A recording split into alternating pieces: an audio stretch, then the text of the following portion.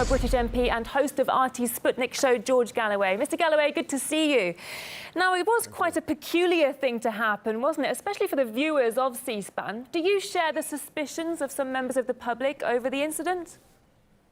Well, there's no end to the genius, to the reach of President Putin. He was obviously sitting there in the Kremlin, deciding to invade the time of C-SPAN, which not very many people in the United States watch. What's next? The Disney Channel, the Mickey Mouse Clubhouse will suddenly look like the Kremlin, and instead of Mickey, President Putin or Mr. Lavrov or someone will give a speech to the nation.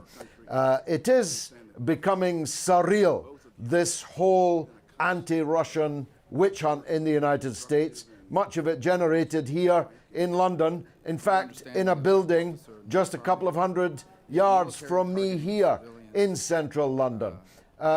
What it really probably means is that the staff at C-SPAN, like all sensible people, are watching RT much of the day, and somehow that which they were watching ended up on their own network. RT is growing and growing and growing.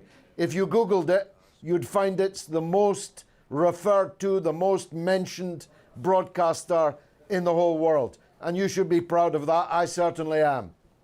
So why do you think we saw the reaction that we did to what happened? Well, clearly, if you build up an atmosphere, as they did in the 1950s during the McCarthy period, of mass hysteria, of people literally looking under their beds at night for Russians with snow on their boots, getting ready to subvert their family life, never mind their national life.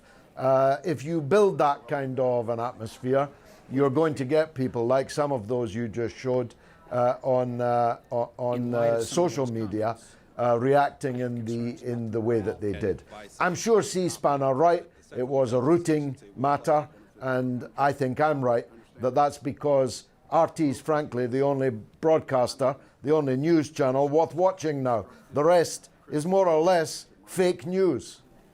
What's the possibility that we might see this used against Russia later, despite what C-SPAN says? I mean, after all, we've previously seen how some high-ranking US officials are making serious accusations against Russia despite a lack of evidence. Well, who knows? Perhaps our interview is about to be invaded by the Disney Channel, by Peppa Pig or one of the other heroes. I have very young children, and so I'm an expert on that channel.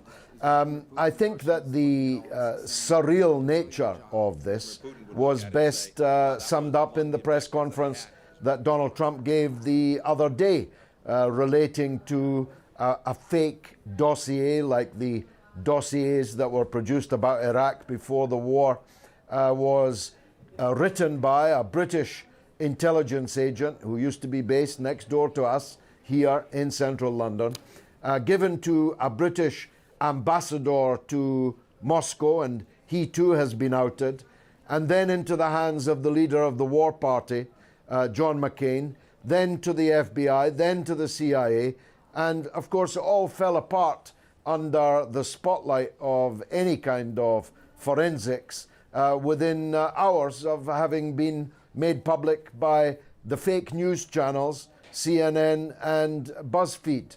So we're in a very fetid, febrile atmosphere now, as the days are counting, until a man who promised good relations with Russia and an end to the drive for sanctions and war against Russia is about to become the President of the United States. They won't give up trying to stop him, and if they can't stop him, they're trying to put him in a corner. And if that means blackmailing him with non-existent tales of disreputable moral behavior in Moscow or anywhere else, they'll be ready to do that. The blackmailers are them, not in Moscow. OK, former British MP and host of RT's Sputnik show, George Galloway, please do stay on the line if you